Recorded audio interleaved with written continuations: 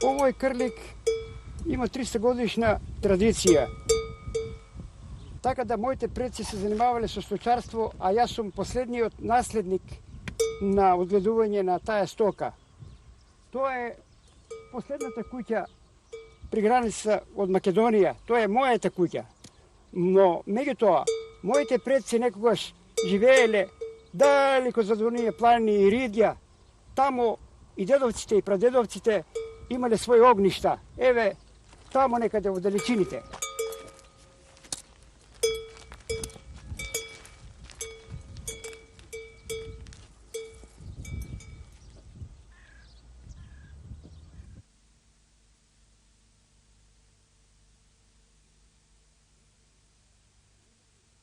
Дедо ми му рекол на татко ми: синко, само сонцето е постаро над Македонија. Така тоа почнало некако.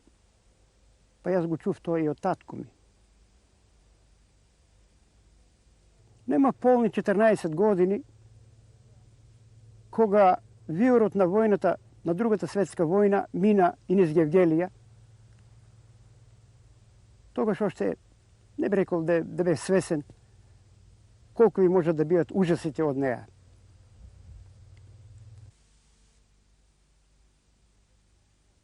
Ете, во свој неполни 18 години излегов партизан, а преди тоа бев затваран и од окупаторот, малтретиран, репресиран, иако во една малолетност. Уобичаено беше дека затворот исто така се полнеше со млади луѓе од цела Македонија, поготово ако некој се наречуваше за време на таа бугарска окупација македонец. Од кога излегов од централниот затвор, приидов на неколку видни граѓани со некоја порака, без да ја знам што сум донел од затворот. Така некако се доближив до движењето на Народно-ослободителната борба за Македонија. Бев млад, во борбите како храбар, одликуван со одличие за храброст. Чисто војнички храбар. Со една голема вера.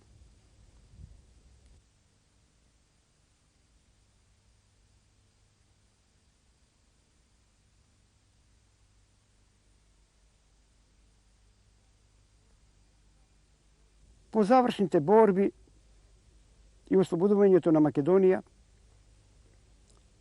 бев предложен да морам да одам некаде на некоја виша воена школа. Ми дадоа избор дали да одам за СССР или па во Македонија во првата академска школа. Јас избрав да одам на војно-интендантска финансиска школа и тоа училиште започна некаде на 1. јануар 1944 година, кога се уште целата земја не беше ослободена. Минавме група младинци и искалени раководители преку ова училиште и бевме вратени на работа во единиците.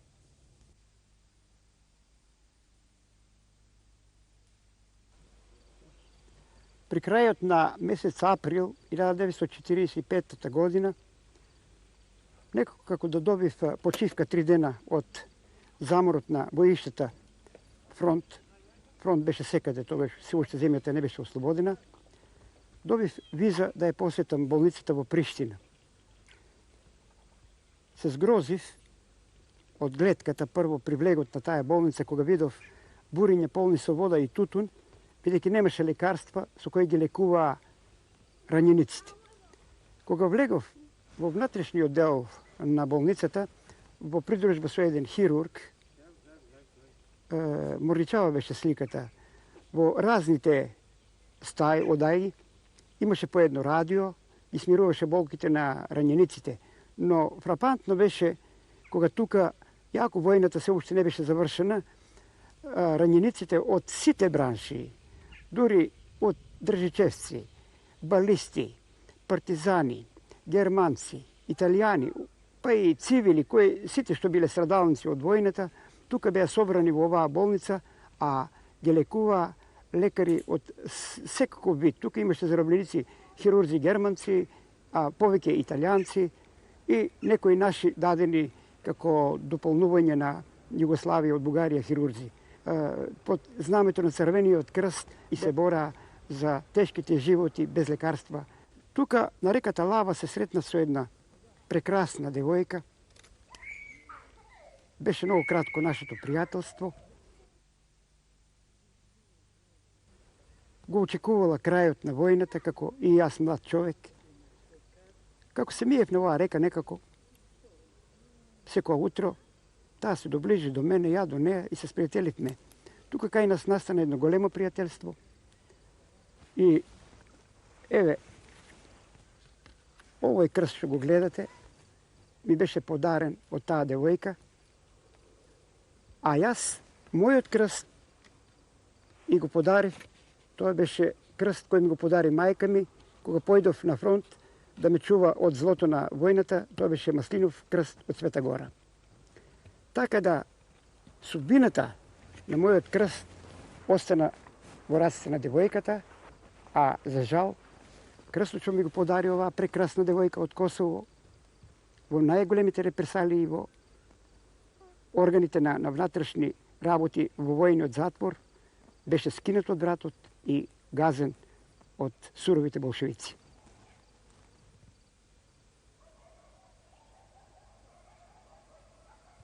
А тоа се случи вака, во една голема тепачка, кога еден мајор, мислам по име да беше Шоч или Младен Шошкич, така нешто, кој и ден денеска во сеќавањата како слика го имам, кога бех многу раскрварен и отпетлен, кошулјата бела сата ми беше потечена од крв, околу вратот на градите кај мене се појави крст и тој се збесна и изнервира, рипна од столот, ми го скина крстот и почна да го гази со нозе. Јас само го погледнав и он ми вика: "Ово да го дадеш на твојата мајка, јас сум комунист."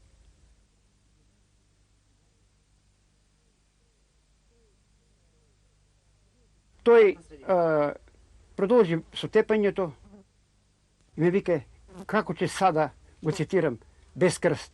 И му викам: "Друже мајоре, прости, али сега веќе јас повеќе никој пат нема да носам крст на вратот, бидејќи вие ми го сместивте крстот во срцето." Тој, како скаменет, седна на столот, ме пцуеше доста и ме вика: "Мајко ти ебен Божју, утопио си ме у грехе." Викам: "Тоа се ваши греови, тоа не се мои греови."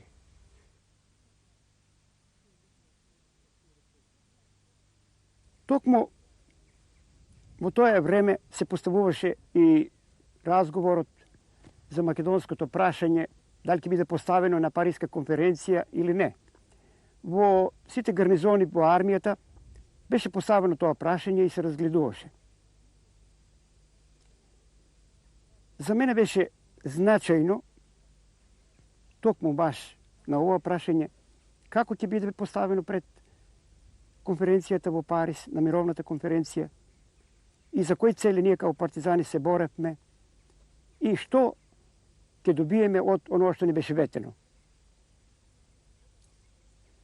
Тогаш, во една таква атмосфера, од кога ги сознах сите принципи на Авнојска Југославија, и уставни, и определби, јас се дистанцирав од идеологијата на Сталин, на Ѓорге Димитров и на другарот Тито, зашто видов они и како интернационалисти, како комунисти, не го поставуваат македонското прашање правилно и некако Македонија пак ќе се најде во оние договорни рамки кои владееле уште од Првата световна војна, односно распарченост на Македонија со Букурешкиот договор, кога Македонија е распарчена на три, а во срцето на Македонија токму братските балкански земји и забодуваат во срцето три ножа.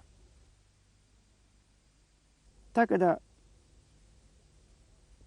не бех ни изненаден кога еден ден со 2 митралеза, со еден воен джип и плюс 2 капетана од Озна и од Кос, плюс 2 курира во Струмица во паркот со тешка засада од предна и задна страна, бех хапсен. Тоа се случи пред пладнето на 29. јули 1946 година. Едниот капетан не можеше да издржи, па ми рече: ово ти е за она што молчеше кога се поставуваше прашањето за приклучување на Пиринска Македонија кон Вардарска, за разговорите Димитров Тито и нешто слично. Јас измолчив и нема реков ништо. Кога бе хапсен, не дадов никаков отпор.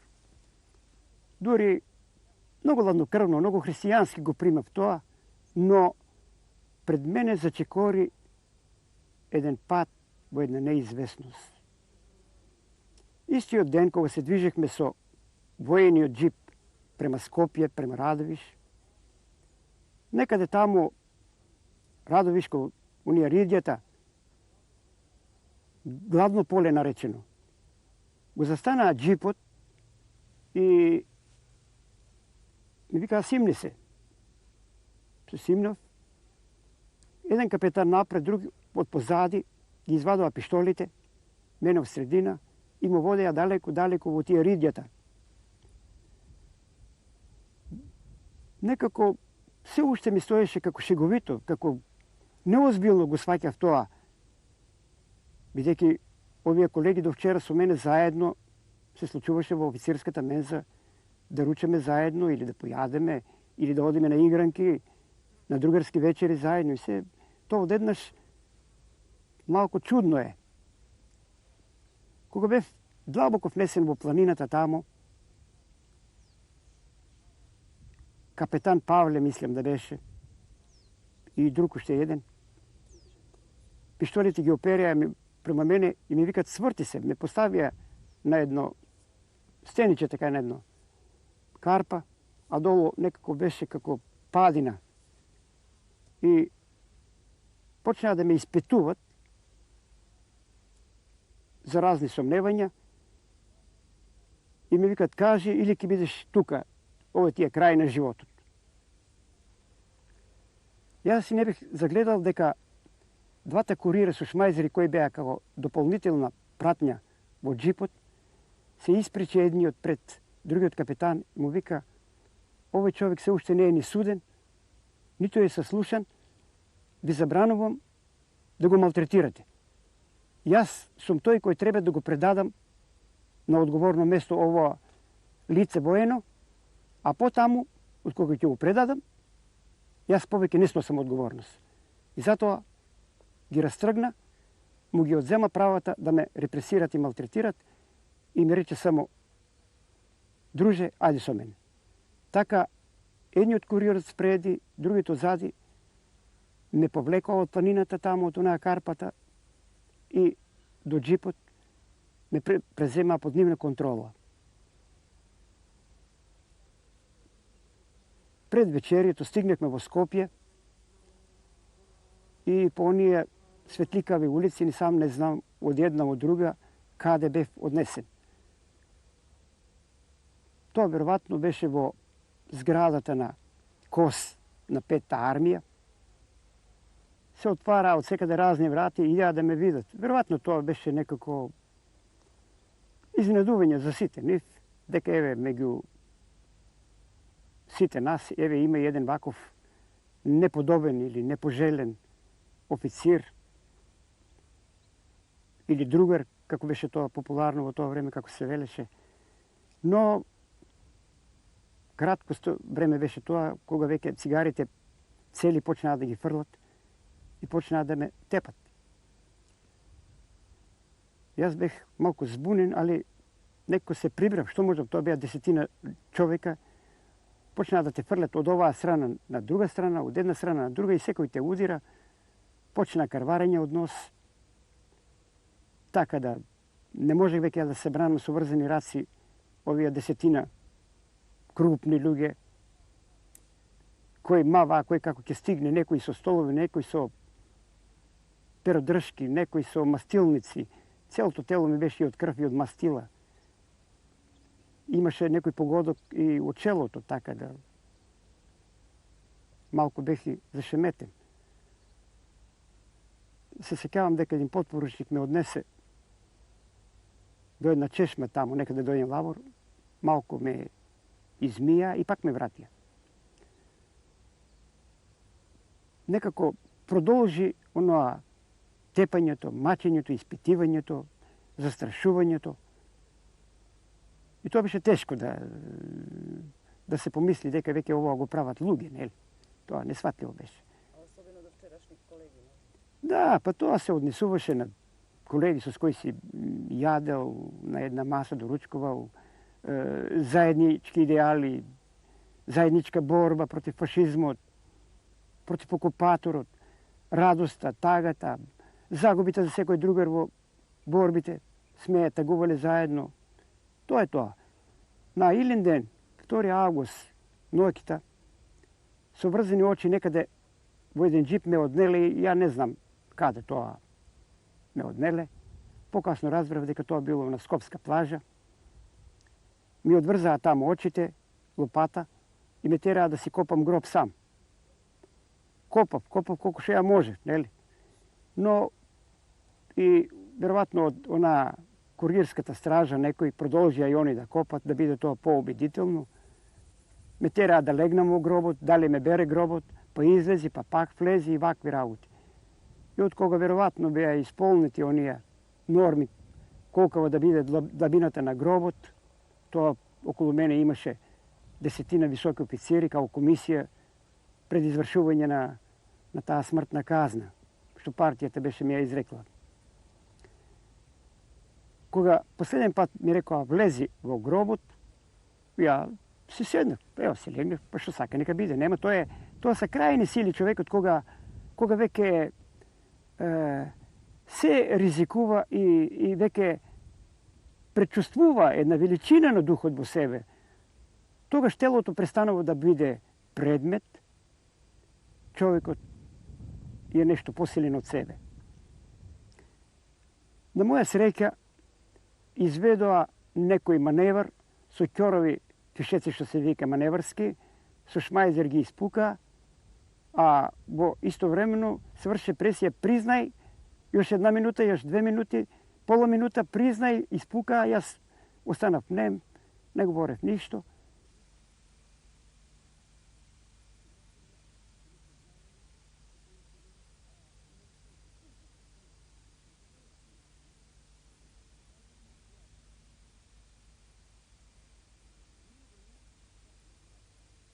По 2 дена ми дадоа одмор и ми беа одврзани раците, али ми беа подувани.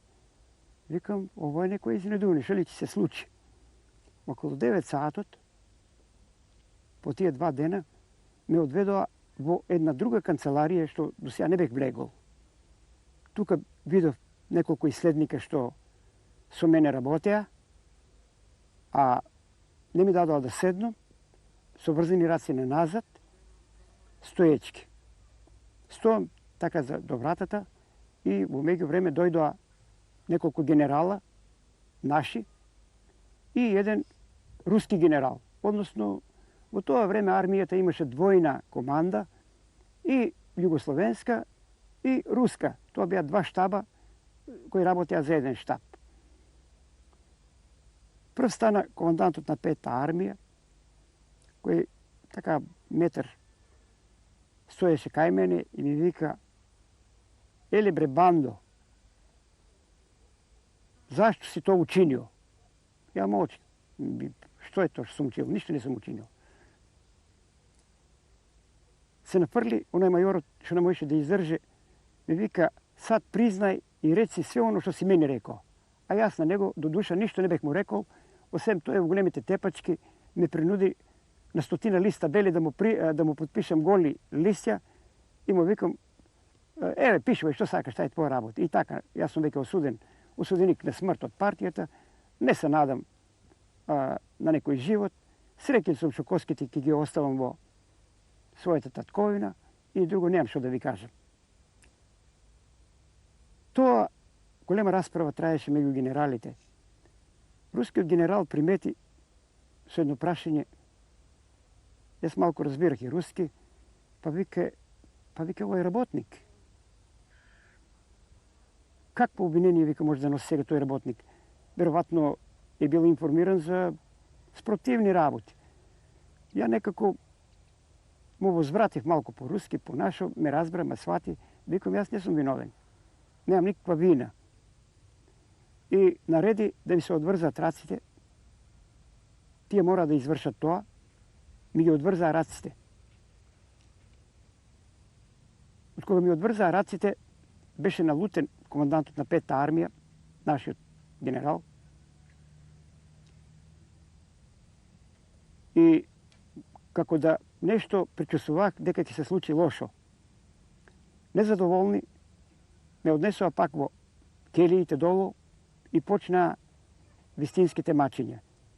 Тоа веќе траеше месец, 2, 3, не можам да на се да се сетам и не ми е дури пријатно да се сеќавам на се оноа. Но у меѓувреме во најголемата агонија на тие маки, како полусон, како сон, ја видох покојната мајка како скелет во Скопје, како по еден долг ходник, како еден скелет, како ми иди и ми вика, сине, нема да умреш, вика, тука. Ќе остани жив. Ти еднаш во Скопје остана жив. И така тоа беше. Јас сум роден во Скопје, на гинеколошка клиника, 26-та година, кога лекарскиот концилиум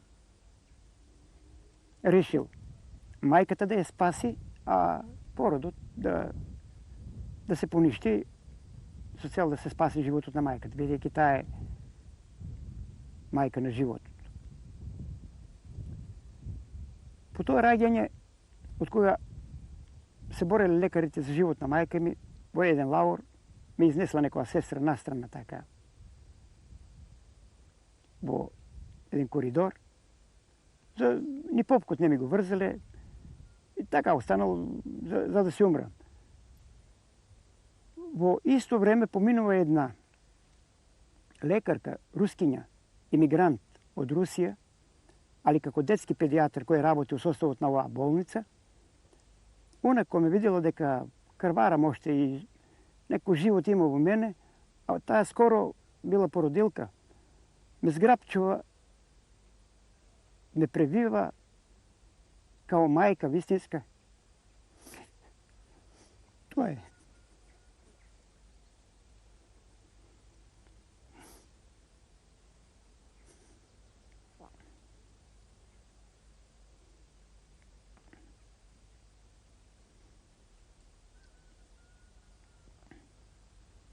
Јас роден сум од мајка македонка, но ме задоила мајка русинка.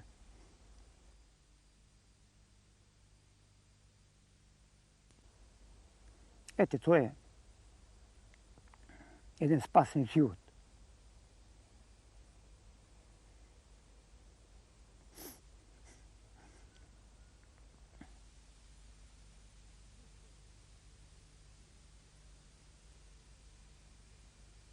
Цел месец, секоја утро, од војното кале, ме носеа во судот, во армијскиот суд на 5-та армија. Тоа секој ден, во одредено време, по неколку сата, расправи, судење, расправи. Ме храбреше едно што тоа беа го забележиле младинци од Скопски гимназија и таму и од женска гимназија, веќе го знаеа и времето кога ме водеа со 2 војника вооружени на суд и тие ме испраќаа, изостануваа од часови, многу ми беше храбро што тие младинци се солидаризираа со мене. И кога ми беше изречена пресуда, едно утро од 20 години, со 5 години губиток на политички и граѓански права, ме пита дали се жалиш, викам нема што да се жалам. Ја не кек да се жалам. Што ќе се жалам? 18 годишно дете, 20 години те суди.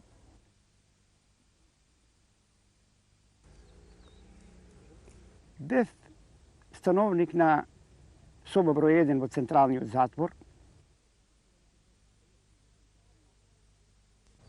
Нормално е дека секој осуденик добива број. Така јас бех регистриран со број 3008 или 3008.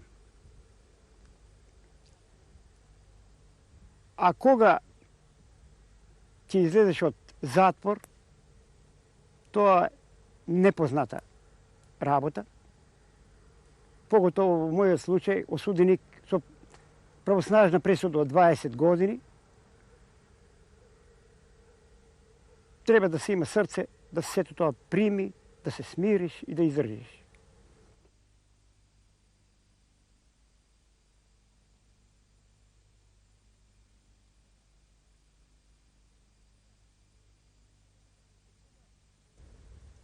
Од кога почна се повеќе и повеќе да се полни централниот затвор, местото ни се стеснуваше така на 30 сантиметра, до најмногу 40 сантиметра на еден човек му се следуваше легло. Може си представиш тоа, на едната страна ќе се завртиш, па на другата. Ето тоа, немакме кревети, се по даските, по земјиштето, по подовите, али повеќе од 40 сантиметра. 2 пати на ден мртња шетња се дава од по пол саат движење по налуни во кругот на затворот. И тоа е со молчење.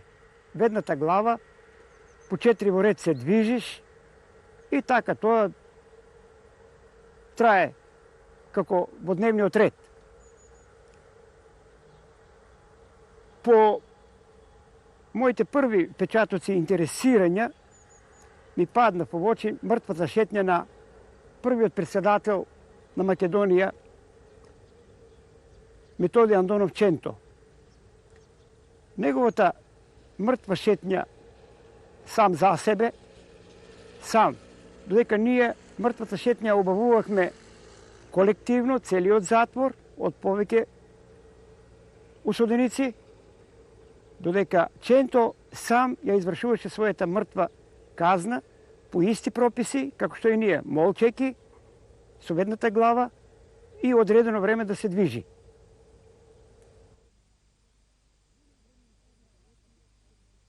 Имавме една ваква гледка, кога едно војниче по судењето и изражувањето на тие самици, судења преку озна, кос, преку судот и му стане пресудата правоснажна, многу изгладнет војник.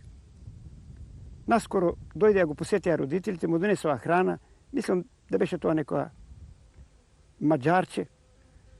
И нагло му се слоши од тоа јадење, од таа храна и се исповраќа, а до него па едно војниче, друго, кој истото повраќање зема и го јадеше. Тоа беше грозно.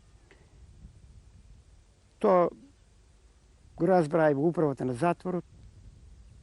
Управникот на затворот му беше големо понижување за овој чин што се случи.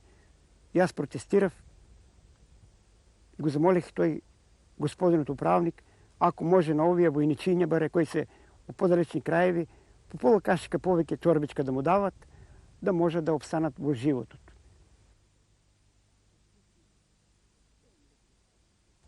Од кога се почне да се гради Идризово и беше доизграден, бев преселен и јас во Идризово по 4 години, на понатамошно издржување казна.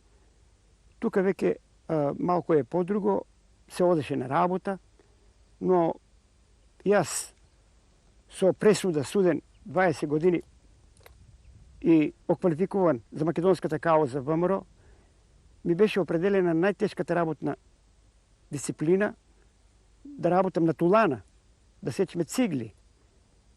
И то е состав на група от 7 члена. 5 члена могат да изпълнат за определено време да отсечат 5000 цигли со една одредена тежина на циглата, планска цигла, 4 до 5 кг, и се додава 2 собирача на просторите, на гумната. Не? То е тоа. Меѓутоа 5 души, како членови на една екипа, издржуваа многу тежк физички труд. Тоа е 5 по 5, 25 тона кал, 3-4 пъта да я обработуваш, да некако е преработиш и да направиш добро тесто и да можеш да вагиш цигли. Иначе во спортивно се знае. Ако нормата не я изпълниш и квалитетот не го удоволиш, и 200 цигли, ако не надврлиш фазла или, како што ги вика, надмашување на нормата, а тоа беше присилна работа, до вечер строи се право за карцер и место онај леп што се следува, ќе ти дада скратен леп, само 200 грама леп. И пак, од кога ќе преноќиш ноќите у карцерот, на утрата ден пак се стројуваш да одиш на работа. И пак до вечерта ја издржуваш казната. Така тие репресии беа како поправна мера, особено се однесуваше за најмладата генерација македонци, учениците и студентите.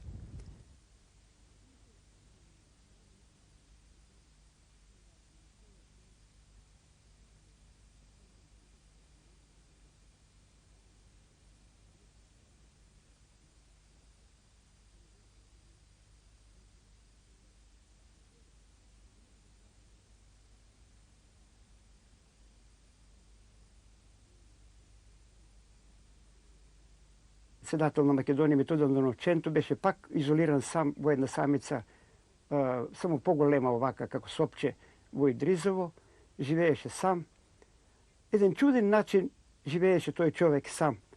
Тука тој воспостави некаква врска со птиците.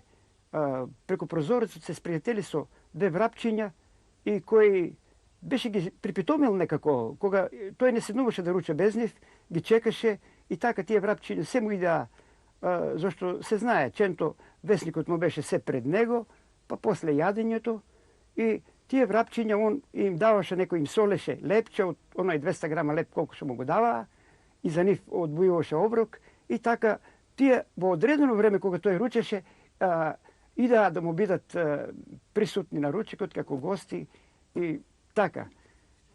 Таквата осаменост на нашиот председател Ченто и размислувања е погибна за човекот, но реков, еве и поред слабењето физичко на човекот, духот успева да издржи.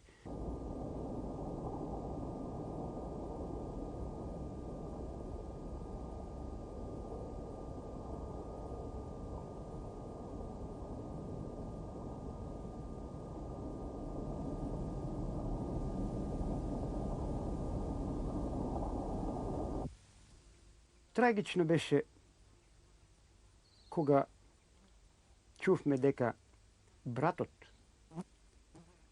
на Никола Карев, Ѓорги Карев, почина едно утро во еден од карцерите, безвоздушни карцери во Идризово. За жал, колку бевме информирани, ден-два тропале за вода, за медицинска помош, не му е дадена ниту медицинска помош, ниту вода.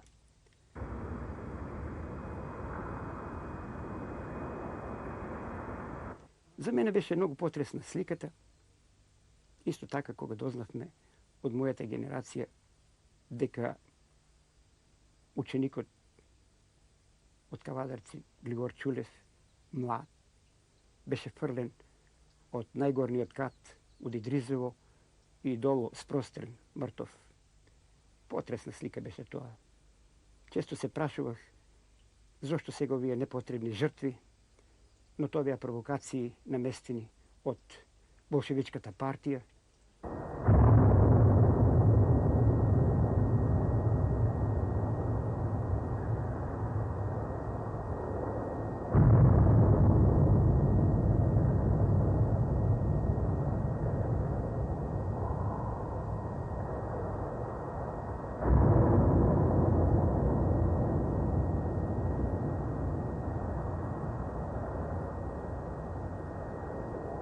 За мене беше пријатно доживување да јас еден од најмладите затвореници во тоа време бидам гост на најстарата група, мислам, возрастни луѓе со 70 години, 75, 60.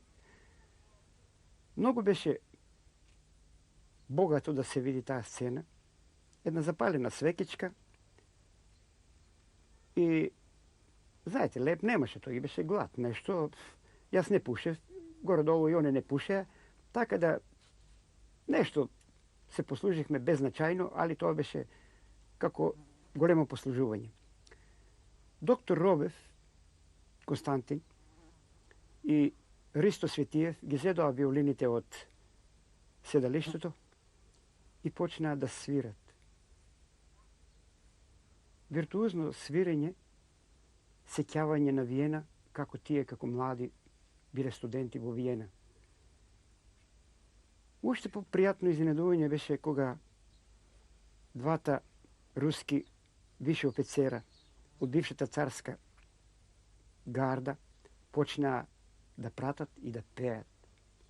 Така се оствари еден мал концерт, кој еве и денеска на мене ми остана во сеќавање. Но како со виолините доктор Робев Константин и Светиев, инженер Светиев Ристо, си реплицираа некако со виолините, тоа ѓаволска работа, човек тешко може да ги разбере, со една ваква сила и на духот и едно зрачење, во себе ја гледа цивилизацијата на Виена, на Европа, па сите оние салцбуршки, така наречени денешни манифестации музички, они кои како студенти минели ни свој живот, па оставиле дел од својата младост на тие факултети, универзитети, па нивната љубов, средбе, сето тоа. Ете, таквите тие како секвенци даваат една слика да можеш да живееш. Од кога навлегов ја заправо ја добив довербата меѓу најстарата генерација културна во Централниот затвор, ја не зборував, бев многу молчалив и немаше што ја друго да правам, освен да слушам од тие луѓе. Ја бев толку млад, 18, меѓу 18-19 годишно момче, што тие ми беа професори на животот и морав од нив само да слушам, да примам.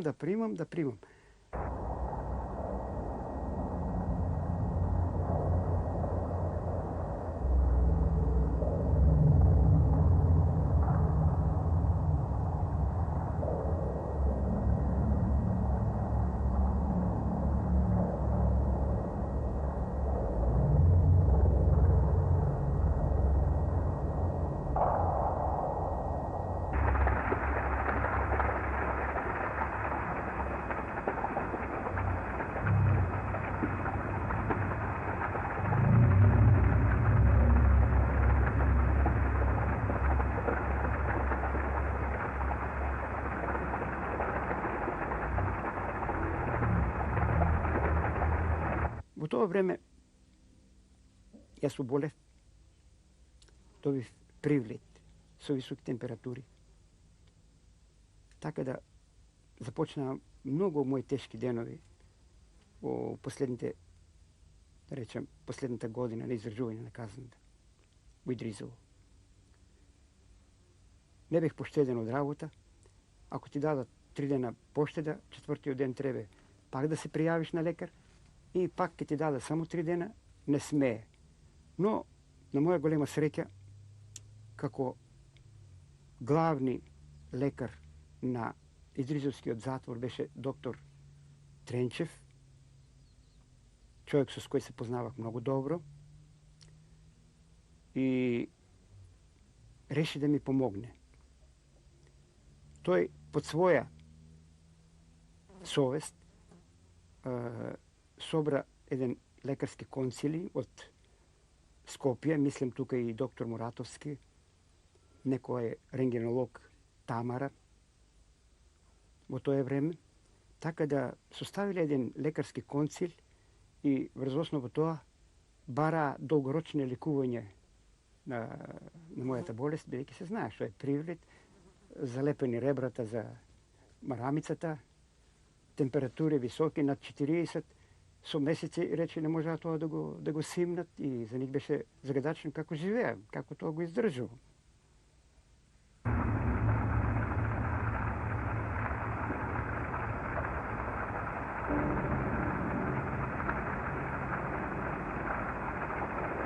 Така монотонно мина мојата последна година со болки и болувања и бех доведен до 48 кг физичка тежина, а кога се знае како бех корпулентен, млад, јак, болеста си го покажа исто своето. И не беше чудно што овој концил е донел предлог што ќе си умре овој човек тука во Идризово, ајде да му возможиме нека си умре дома, а вакво нешто исто тој концил донел и за првиот председател на Македонија Методи Андоновченто. На 28. новембар 1954 година, едно утро кога бевме построени, прво беше прочитано моето име за излегување од понатамошно издржување на казна во Идризово. Тоа со аплауз го прихватија осудениците, почнаа прегртки, испраќања, плакања, бодрења, радување што ќе можам да одам барем жив до дома. Бев поздравен со еден голем аплауз од построените осуденици кои останаа понатаму да ја издржуват казната. По мене второ одман беше прочитано името на Методи Андоновченто и тоа беше драма една. Се разделие старо и младо со него, со прегртки, со поздрави, со почести, како на еден голем човек, кој независно од неговите сите политички гледања, сакаше и знаеше да другарува со сите затвореници и неговото мото беше: ние сме сега заедно под еден плафон.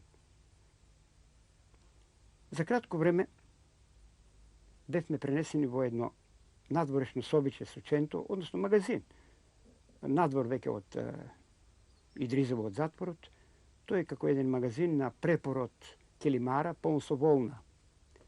Тука преноќивме со Ченто, а се знае, утрото ден веќе не припремаат документацијата, не, да се изврши и да 29-ти, други ден да не пуштат.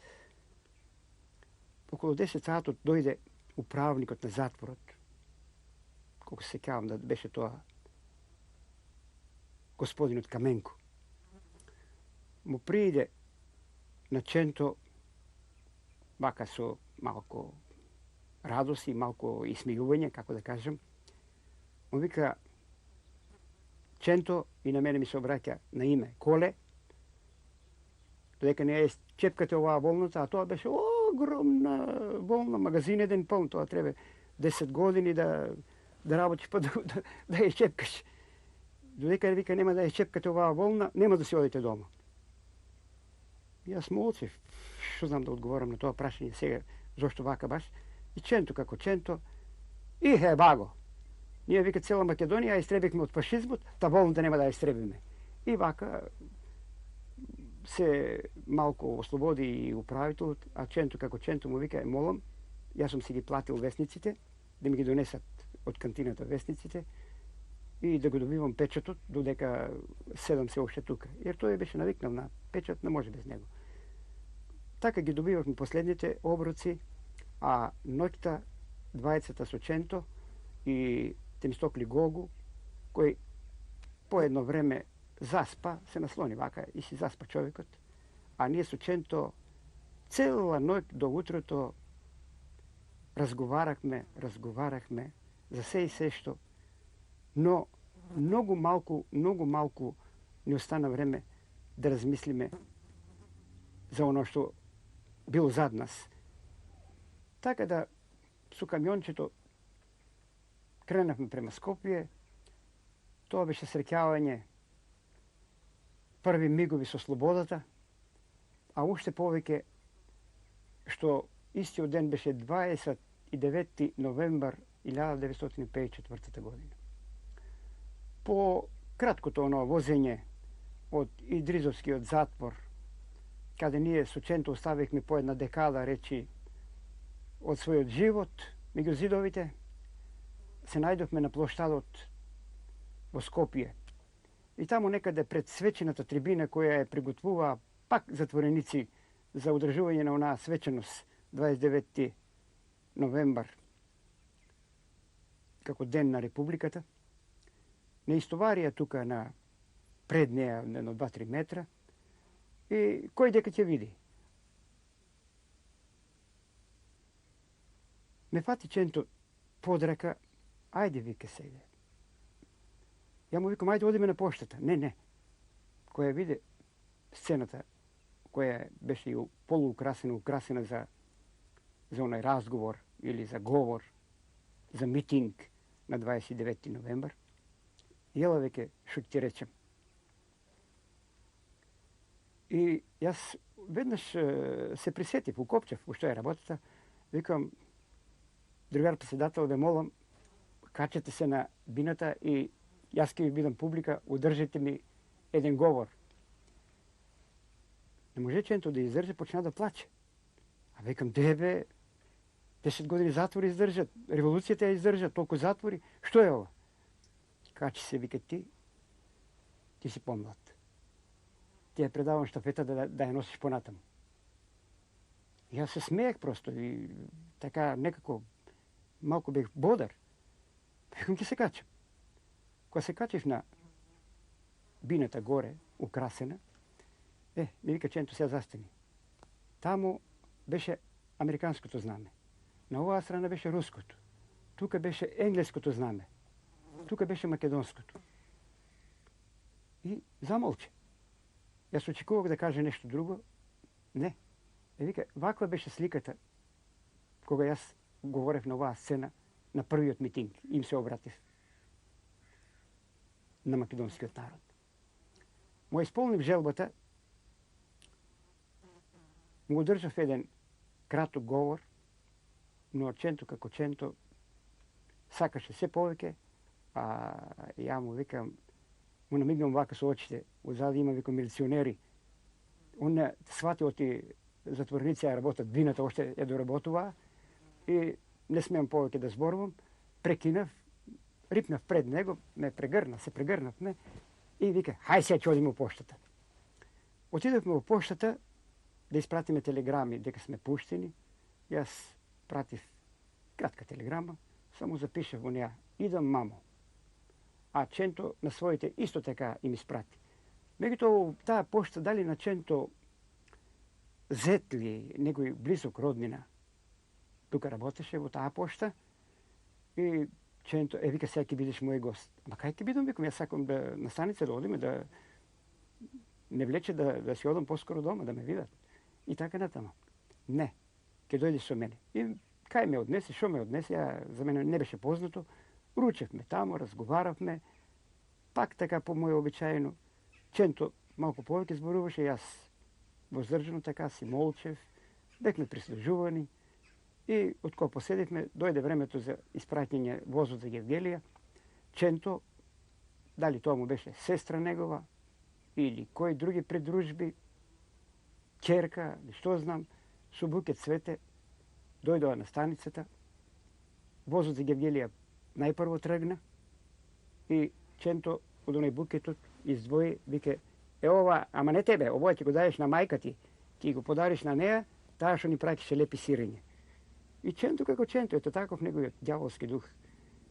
Се разделивме на станицата, маптеше долго по мене со рака и така ја дојде во Гевгелија, а тој си замина за Прилеп.